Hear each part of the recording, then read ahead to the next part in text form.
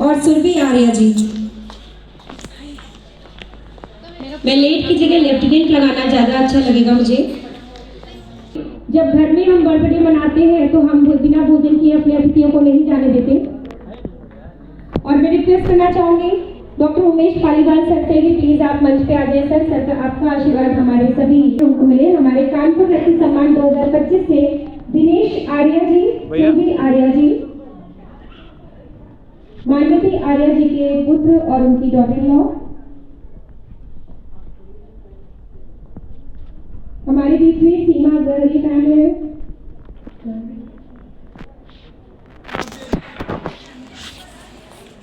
शानी Kanpur award से मनोरंजन जिसकी उम्र 100 वर्ष की है।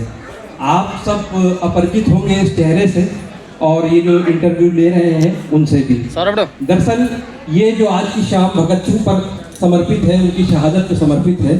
तो मैं आपको बताना चाहता हूँ कि इसी शहर में जो कानपुर है उसमें चंद्रशेखर आजाद भगत सिंह के साथियों में रहे, लेकिन हम सुभाष चंद्र बोस को भी याद करना चाहते हैं। सुभाष चंद्र बोस की जो आईएनए सेना थी उस सेना में लेफ्टिनेंट रही मानवती आर्या जी हैं ये, जो कि कानपुर में काफ़ी समय रही, प्रधानाचार्य भी रही और नेताजी के साथ बर्मा में भी रही, महिला विभाग की भी सचिव रही और उन्होंने लिए देश के लिए तमाम काम किए और नेताजी के साथ के उनके तमाम संस्मरण हैं। ये जो वीडियो क्लिप है ये केवल 2.5 मिनट का वो हिस्सा है जो उन्होंने अपने जीवित रहते 100 वर्ष की आयु में वो थी और ये उनका आखिरी इंटरव्यू था जो आप उसका कुछ हिस्सा 2.5 मिनट का आप देखेंगे अभी, क्योंकि समय की अपनी सीमाएं हैं। तो मैं ये चाहता हूँ ये वीडियो प्ले हो। उससे पहले ये जानकारी आपको दे दूँ कि ये जनमानस न्यूज़ द्वारा ये इंटरव्यू शूट किया गया था वर्ष 2018 में, जो उनके आखिरी इंटरव्यू था। उनके न रहने के बाद जब 100 वर्ष की आयु में उनका देहांत हो गया तो ये साक्षात्कार दिल्ली सरकार ने अपने म्यूजियम में रखा, उत्तर प्रदेश सरकार ने अपने अभिलेखागार में रखा, तमाम रिसर्चर्स को इससे फायदा हुआ। नेताजी की सेना से तमाम लोग जब कानपुर आते थे मानवती आर्या जी से मुलाकात करने के लिए तो 100 वर्ष की आयु में वो बहुत सेंस में नहीं रहती थी, वो सिर्फ यही कहती थी कि अच्छा तुम नेताजी के परिवार से हो। मगर ये साक्षात्कार जब रिकॉर्ड किया गया तो जाने क्या हुआ, 100 वर्ष की आयु की इस महिला ने तमाम वो सारे संस्मरण सुनाए कि मैं नेताजी के परिवार से जुड़ी रही और नेताजी ने वो पहली बार कब देखा, उनकी शादी कैसे हुई, वो सिंगापुर कब गए और तमाम चीज़ें उन्होंने उस पल में उस recording. Doctor Umesh Paliwal sir please आप भी सर ठीक है। जो आना इसका नाम है या एक नाम है नाम को करने का भी करने का देने का जुड़े आपको दे लेकिन मुझको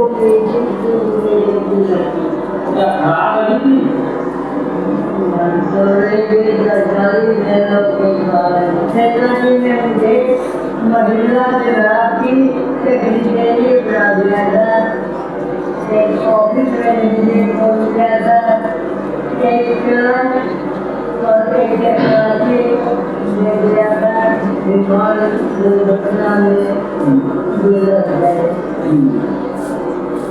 लेकिन अपवाद थी और नेताजी साधु बन के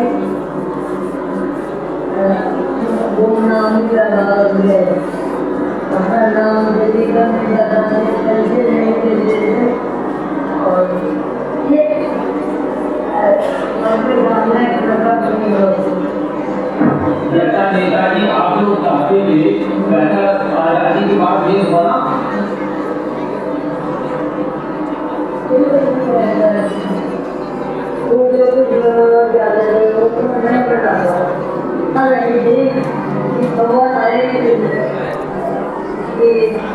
गांधी बाबा को नाम किया गोली मार दी,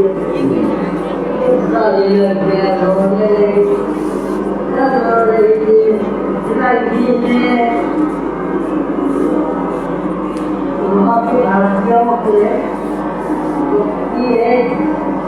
अस्थायी सरकार बना रही है। तो वही जो हुआ था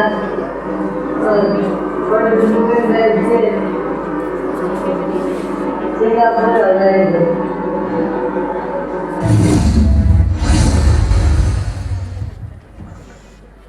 थैंक यू सो मच। और ये बहुत ही एक्सक्लूसिव है और बहुत कहना चाहिए ना, ये अब तो विरासत हो गई हमारी, तो इसे हमें संभाल के रखना है।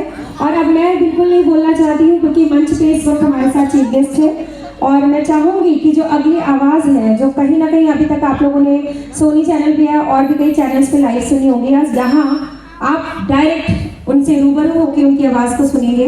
मैं रिक्वेस्ट करना चाहूँगी हमारे बीच में हमारे मुख्य अतिथि श्री किरणजीत सिंह सर, उनकी आवाज़ हम तक पहुँचे और आशीर्वाद हमें मिले।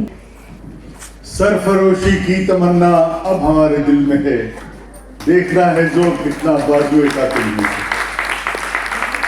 आज के इस अनूठे समागम में उपस्थित सभी सम्मानीय अतिथिगण, ब्रिगेडियर साहब, अनुज जी, इस कार्यक्रम के सभी आयोजक, कानपुर के संभ्रांत नागरिक, मेरे भाइयों, मातृशक्ति और यहाँ पर मौजूद शहीद शुभम दुबे जी के परिजन। ये कार्यक्रम बहुत अनूठा रहा और अनेक वर्षों से यहाँ आयोजित किया जा रहा है। मेरा सौभाग्य है कि मुझे यहाँ आने का अवसर मिला। सहारन कानपुर की ये पवित्र और ऐतिहासिक धरा, जहाँ शहीद भगत सिंह ने अपने क्रांतिकारी जीवन का आरंभ किया, वो फरार होके लाहौर से जब आए तो यहाँ प्रताप अखबार में गणेश शंकर विद्यार्थी जी के सानिध्य में रहे, प्रताप के संपादकीय में काम करते रहे और उसके बाद अलीगढ़ में उन्होंने अध्यापन का काम किया। ऐसी ऐतिहासिक धरा को मैं नमन करता हूँ जहाँ से शिव वर्मा, डॉक्टर गया प्रसाद कटियार जैसे क्रांतिकारी आए, जहाँ तात्या टोपे, नानाजी और रानी लक्ष्मीबाई जैसे महान योद्धाओं ने अपना जीवन बिताया। इस धरा को मैं प्रणाम करता हूँ और इस आयोजन के लिए आयोजकों का अभिनंदन करता हूँ कि आने वाली पीढ़ियों को शहीदों और बलिदानियों के बारे में संदेश जाए। आपने जो मेरा स्वागत किया, मैं उससे अभिभूत हूँ, लेकिन मैं विनम्रतापूर्वक कहना चाहता हूँ कि मैं इसके योग्य नहीं। ये स्वागत तो आपने शहीद आजम और उनके साथियों का किया है, मैं तो एक निमित्त मात्र हूँ। तो जिन लोगों ने मेरा स्वागत किया, मैं बहुत विनम्रता से उनका आभार व्यक्त करता हूँ। जैसे मेरे से पूर्व वक्ताओं ने बताया, मेरे परिवार की 3 पीढ़ियों ने स्वतंत्रता आंदोलन में भाग लिया। भगत सिंह जी के नाम से आप परिचित हैं, लेकिन मेरे दादाजी सरदार किशन सिंह भगत सिंह जी के पिता और 2 चाचा, उनका योगदान भी कम नहीं। उनके छोटे चाचा स्वर्ण सिंह 1910 में लाहौर जेल में अंग्रेजों के कष्ट उठाते हुए उनके जेल में उन्हें बैल की जगह जोड़ा गया कोल्लू में, उन कष्टों को उठाते हुए उन्होंने शहादत दी। और दूसरे चाचा अजीत सिंह, एक महान क्रांतिकारी जिन्होंने लाला लाजपत राय के साथ मिलकर किसानों का नेतृत्व किया, पगड़ी संभालो जट्टा का आंदोलन चलाया और सरकार इतनी घबराई कि उन्हें और लाला जी को 2 वर्ष के लिए बर्मा में निर्वासित किया और उसके बाद जब लौट के आए तो लगा फिर बहुत लंबी सजा होगी। वो यूरोप चले गए और 40 वर्ष तक वो देश से निर्वासित रहे। भगत सिंह जी के पिता सरदार किशन सिंह, उन पर 42 राजद्रोह के मुकदमे चले और एक विशेष अदालत थी जो सिर्फ उनके मुकदमे देखती। इस पृष्ठभूमि से भगत सिंह जी आए और जब वो छोटे थे तो उनके दादा सरदार अर्जुन सिंह ने उन्हें ये गोपवीत के समय गोद में उठाया और कहा कि मैं अपने पौत्र को देश की सेवा के लिए अर्पित करता हूँ। जब वो छोटे थे तो घर में स्वतंत्रता सेनानियों का आना जाना था, क्योंकि परिवार में 3 पीढ़ियां उसमें लगी रही। भगत सिंह जी को उनसे प्रेरणा मिली, उन्हें प्रेरणा मिली शहीद खुदीराम बोस से, जो बहुत छोटी उम्र में बंगाल में जिन्होंने फांसी का फंदा चूमा, करतार सिंह सराबा जो गदर पार्टी में अमेरिका से आए। आज भी हमारे युवाओं का लक्ष्य रहता है कि अमेरिका जाएं, अपना जीवन यापन करें। वो लोग 1915 में अमेरिका में पढ़ने गए हुए थे, इंजीनियरिंग करने गए थे। वहां से अपनी जीवन को छोड़ के, उस उज्जवल भविष्य को छोड़ के एक जहाज में बैठ के आए कि हमें देश के लिए आजादी का संघर्ष करना है। वो स्वाभाविक तौर पर अंग्रेजों को पता चला, सब लोग पकड़े गए और फांसियां हुई। करतार सिंह सराबा 19 वर्ष के थे और भगत सिंह जी को उनसे बहुत प्रेरणा मिली। भगत सिंह जी को प्रेरणा मिली गुरु गोविंद सिंह जी से, जिन्होंने अपने चारों पुत्रों को देश और धर्म के लिए वार दिया।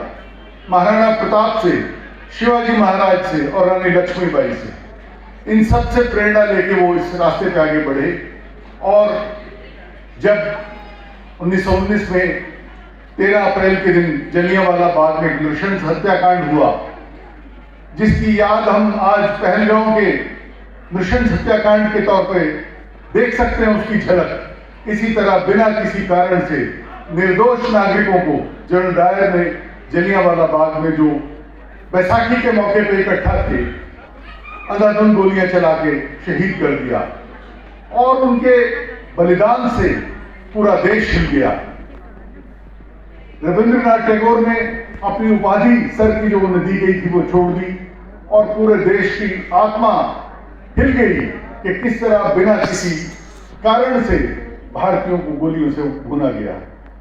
भगत सिंह जी छोटी उम्र में लाहौर से 40 मील दूर अमृतसर है, एक दिन स्कूल न जाके बिना किसी को बताए अमृतसर आए और वहां से शहीदों के खून से, रक्त से रंजित मिट्टी को लेके गए। और जब देर से घर पहुंचे तो बहन अमर कौर ने कहा कि वीरा जी आज बहुत देर कर दी, कहाँ रह गए थे? तो भगत सिंह जी ने कहा कि बहन आओ, नमन करो इस मिट्टी का, जिन भारतीयों ने बिना किसी कारण अपने प्राण खोए हैं, उनका रक्त इसमें शामिल थे। और इस घटना ने सरदार भगत सिंह के जीवन को बदल के रख दिया। और उन्होंने कहा कि मैं अपने पूर्वजों की रास्ते पे चलते, उनकी विरासत को संभालते हुए भारत की आजादी के लिए संघर्ष करूंगा।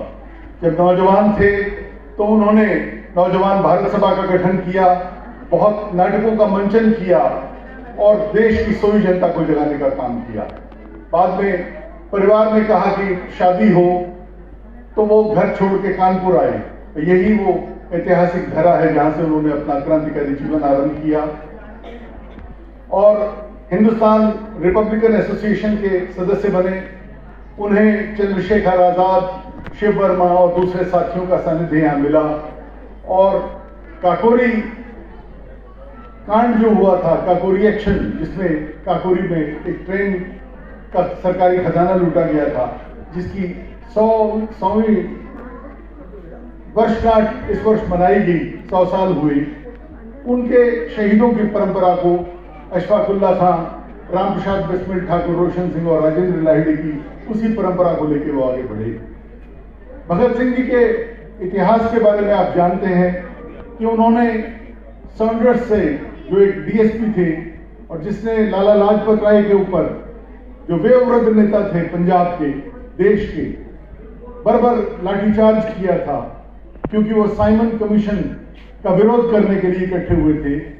तो उससे उन्होंने बदला लिया, और बदला इसलिए लिया कि बंगाल की नेत्री वासंती देवी, जो सीआर दास, चितरंजन दास की पत्नी थी, उन्होंने आह्वान किया कि एक वयोवृद्ध नेता को सरेआम लाठियों से शहीद किया गया।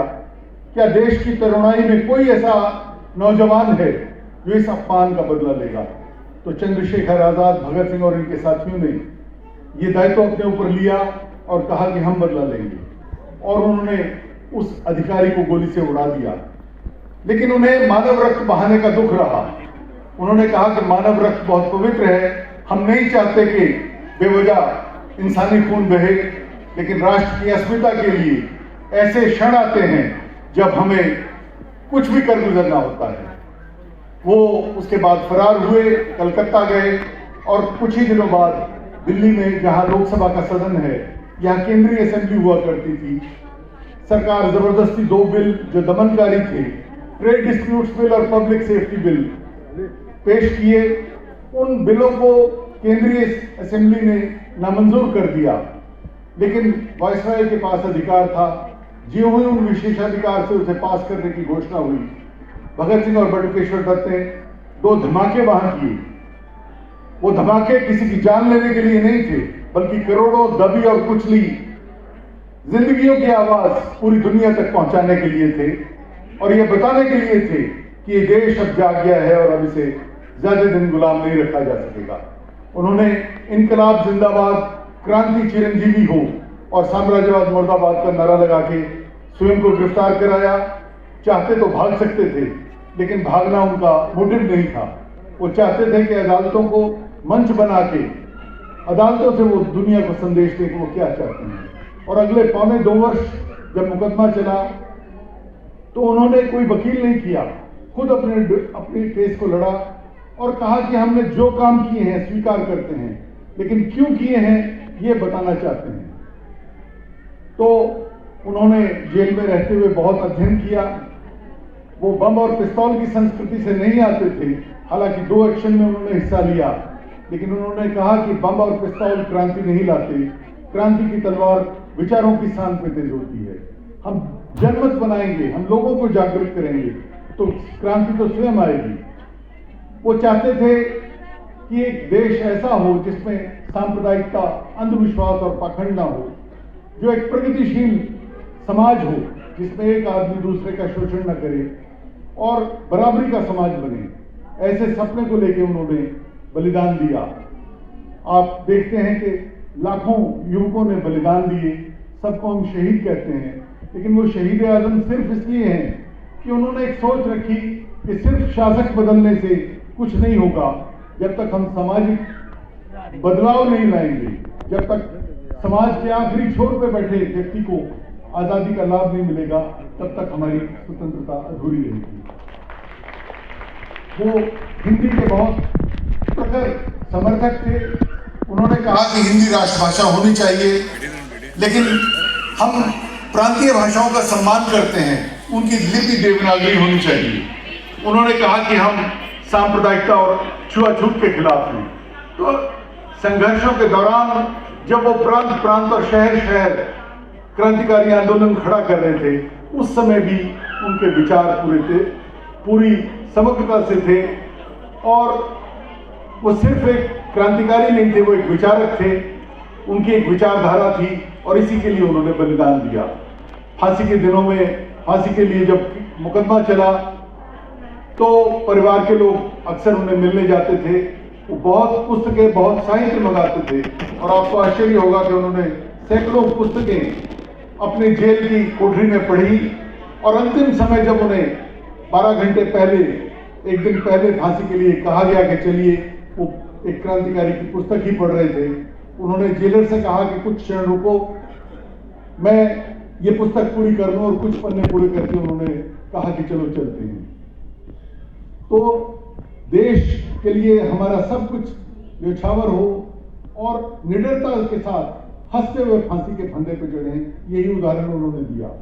उन्हें कहा गया कि आप बचाव के लिए मर्सी पिटिशन करें, तो भगत सिंह जी ने कहा कि मैं नहीं चाहता कि मेरा जीवन बचे, मैं चाहता हूं कि जैसे यज्ञ में आहुति दी जाती है, संविदा के तौर पे हम जाएं, ताकि एक भगत सिंह जाए तो लाखों भगत सिंह पैदा हों।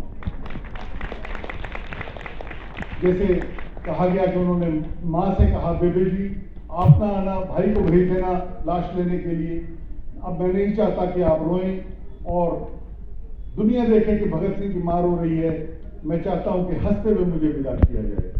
अंतिम भेंट के लिए मेरा परिवार 3 मार्च 1931 को केंद्रीय जेल लाहौर में गया।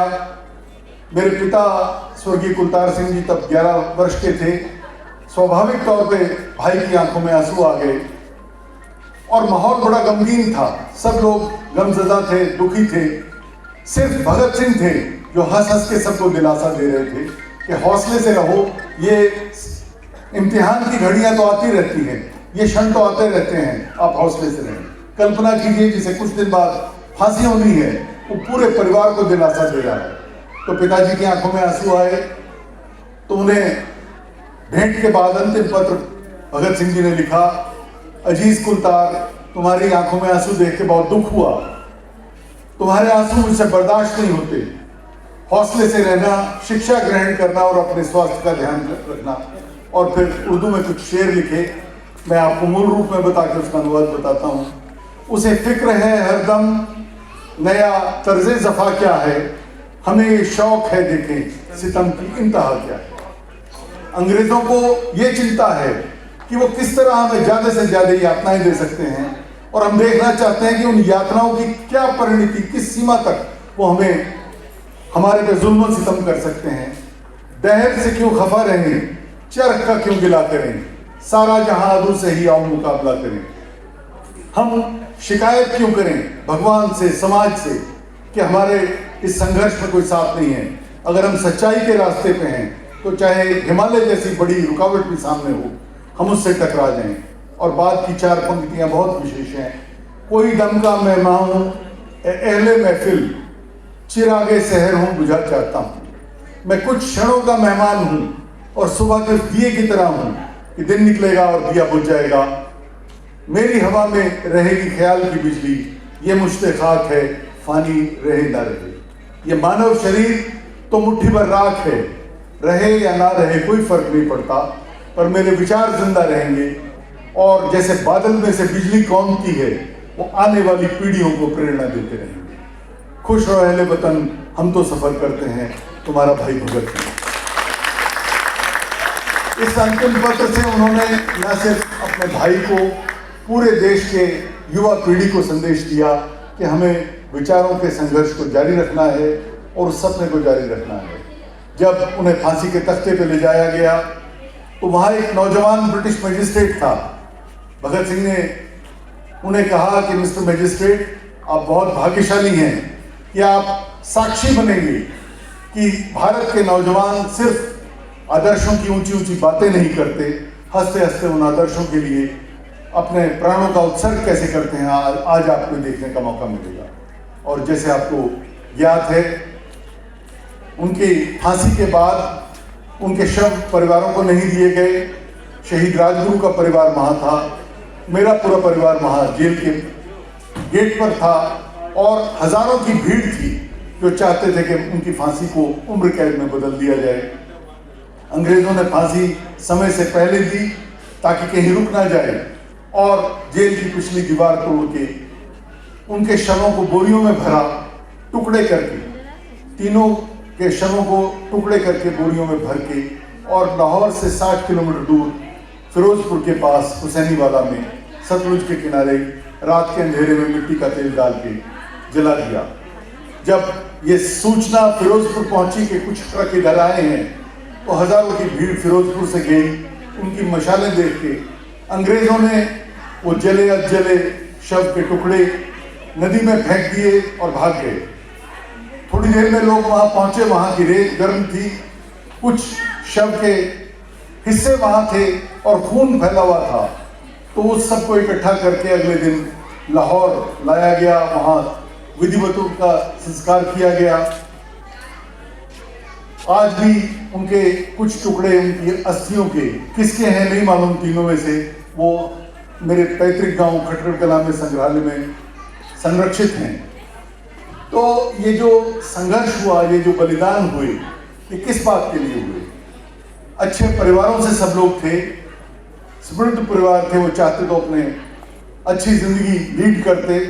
नेताजी सुभाष चंद्र बोस ICS थे, इस्तीफा दे के आए, और सभी लोगों ने अपने जीवन के सुनहरे साल अंडमान की जेलों में फांसी के तख्तों पे और गोलियों के को अपने सीने पे खाते हुए खाए, सिर्फ इसलिए, बिना किसी स्वार्थ के, कि इस देश की आने वाली नस्लें, आने वाली पीढ़ियां सिर उठा के गर्व के साथ एक आजाद भारत में जिंदगी बिता सकें। आज हमारा दायित्व है कि हम समाज में जिस स्थान पे हैं अपने काम ईमानदारी से करें और ये कोशिश करें कि उन शहीदों के सपनों का भारत बने।